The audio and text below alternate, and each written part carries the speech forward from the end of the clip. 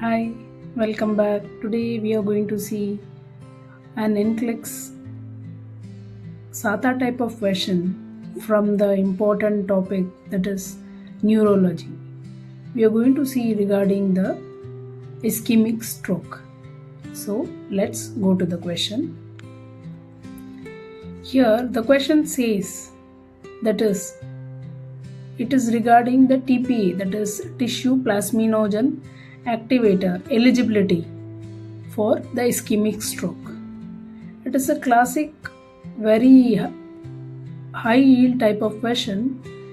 Here the question says, which finding make the patient ineligible for IV active place? This is a tissue plasminogen activator. It is given for the ischemic type of stroke.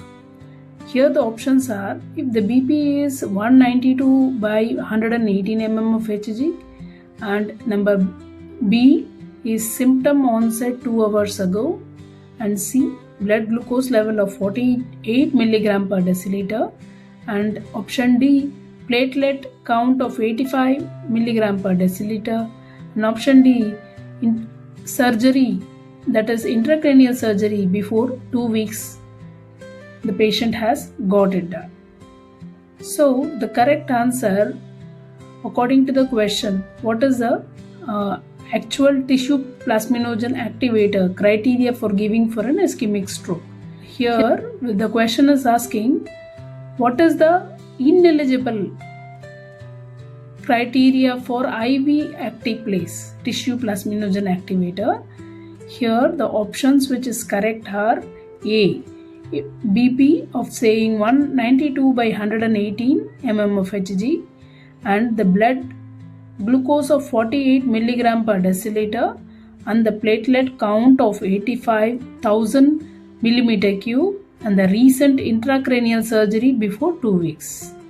So these are all the options which is correct, stating that these are all inappropriate for administration of TPA. So here we are going to see what are the Nclex traps, why it is correct, why the options are correct with a proper rationale. Which is stating in the option is it is 185 by 110, which is very in the higher side.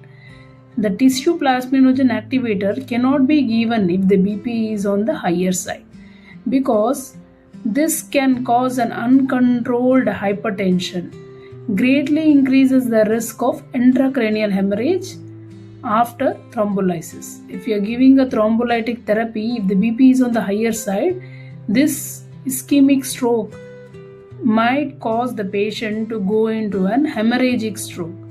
So we have to see what appropriate BP has to be maintained before the administration of the TPA medicine. So the BP must be lowered before the administration of TPA. So it is the important aspect which has to be seen. Next is the symptoms which is onset 2 hours ago. This is a correct option, because IV active place is approved and it should be given within the window period. Yes, the window period here is from 3 to 4.5 hours after a symptom has started. So it depends upon the criteria again. So this is the right option. Within 2 hours it is safe, and it is the appropriate time to give this particular medication to act. And option C, the blood glucose of 48 mg per deciliter, it is ineligible because severe hypoglycemia can always mimic like a stroke. So these symptoms like slurred speech, weakness and confusion can also occur with hypoglycemia. So first and foremost, we should always rule out if the patient is not suffering from hypoglycemia. If the blood sugars are being checked immediately, and if the sugars are on the lower side, this will rule out the patient is not having stroke, he is suffering from hypoglycemia. If the sugars are normal and then also the patient is having symptoms, then we should think that the patient is having stroke. So the glucose must be corrected first, and again it has to be reassessed before we are checking the patient is having stroke, or if really stroke is there, then we have to reassess before giving this particular drug. Next option, that is the platelet count of 85,000 millimeter cube, it is inappropriate because TPA administration requires the platelet of at least 1 lakh and above. So if there is a low platelet, there is a very high risk of bleeding. So the TPA is contraindicated in such case. Next is option E, that is INR of 1.1. INR of 1.1 is absolutely normal and there is no objection for giving this particular medication in this normal INR. It is acceptable and TPA can be given. Next, what is the Nclex memory rule? What we should always remember when we are administering TPA for particular ischemic type of stroke is, it is a clot buster and it will have a higher risk for bleeding. So if the bleeding risk is very high in the patient, so we are not supposed to administer TPA. The quick elimination check we should always do to take a shortcut, and we have to do a quick assessment what exactly is the patient suffering from. If he is having a high BP, if he is having a low glucose, if he is having low platelets and a recent brain surgery, this all indicates that these make the patient ineligible for this TPA and it cannot be administered to this particular patient. So the next option is option F, that is recent intracranial surgery, that is 2 weeks ago. Again it is ineligible because recent brain surgery is also an absolute contraindication due to the risk of fatal intracranial bleeding after the administration of TPA. So history also matters a lot before starting such treatment to the patient who is having ischemic stroke. So here I am going to say what is ischemic stroke.